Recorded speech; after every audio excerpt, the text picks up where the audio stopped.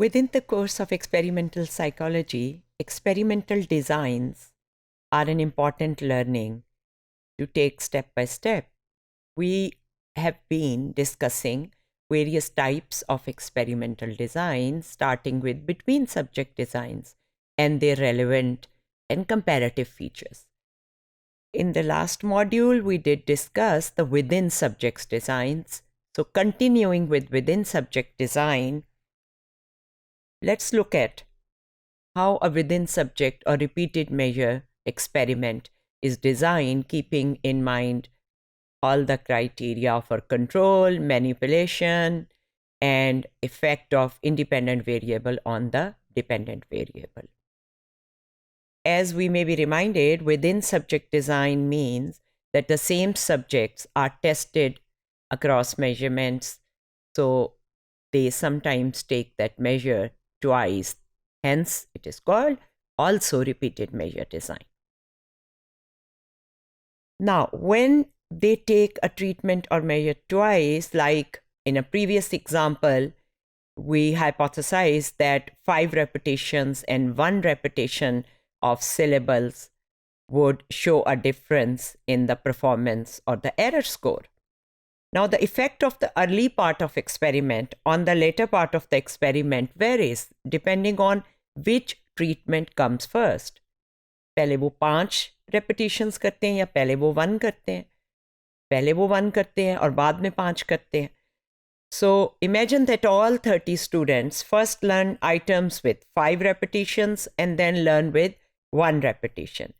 As a result of their earlier experience with 5 repetitions, they might decide to repeat to themselves 4 more times the item that was only presented once. By the time subjects begin the 1 repetition treatment, they might have become more proficient in learning nonsense words, or they might be experiencing some boredom or fatigue with the task. Both these possibilities are termed general practice effects. Because general practice effects are the same for all treatment conditions, they can be controlled largely through counterbalancing. Complete counterbalancing makes sure that all possible treatment orders are used. In the repetition experiment, this is easy because there are only 2 orders, 1 and 5. Half the subjects would receive 1 repetition condition followed by 5, and the other half would get the opposite order. As the number of treatments increases, the number of orders becomes large indeed. 3 treatment के 6 different orders हो जाएंगे, 4 treatments have 24 different orders, and 5 treatments have 120 different orders, and so on, because it's a permutation. Each order, each treatment, each repetition condition, and they will be presented in each order. So as the number of treatments increase, their possible combination also increase. So the level of independent variable keeps increasing, and then complete counterbalancing becomes almost impractical. करना ही उसे बड़ा मुश्किल हो जाता है. Order effects biasing data in a repeated measure design is also possible. यानी आपने कौन सी ट्रीटमेंट 1 या 5 में से कौन सी पहले दी है, कौन सी बाद में दी है, वो रिपीटेड मेजर डिज़ाइन में आपके डाटा को कुछ बायस कर सकती है. सॉल्यूशंस क्या हैं? उस ऑर्डर को रैंडमाइज करें, जिस तरह हमने रैंडमाइजेशन का कॉन्सेप्ट पढ़ा है, कभी वो और कभी वो, और बिल्कुल रैंडमली असाइन करें उसको. काउंटर बैलेंस ट्रायल्स भी हो सकते हैं. ऑर्डर जो है वो रैंडम की बजाय सिस्टमेटिकली वेरी करें. 1 2 2 1. इसके एग्जाम्पल जैसे है कि 2 ट्रीटमेंट्स हैं, treatment 1, treatment 2, T1, T2. Cross over design, half of the subject treatment 1, then treatment 2, half of the subject treatment 2, then treatment 1.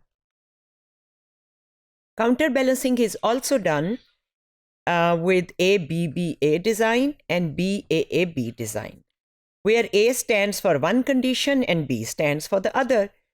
This would remove the confounding of particular conditions with time of testing, but it will not rule out practice effects. So half the participants or subject would get ABBA and the other half would get BAAB to counter practice effect.